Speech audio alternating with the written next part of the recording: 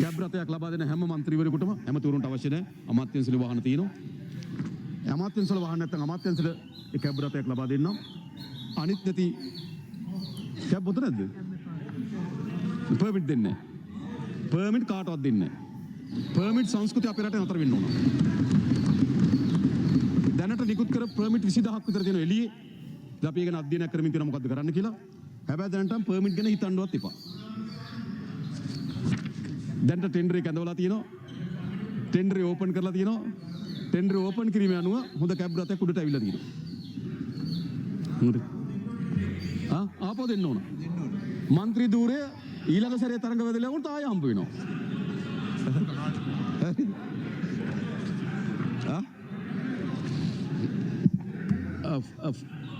Full insurance එක දාලා දෙන්නවා.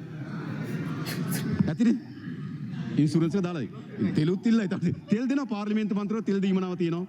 නේද? ගන්නකො ඉස්සරලා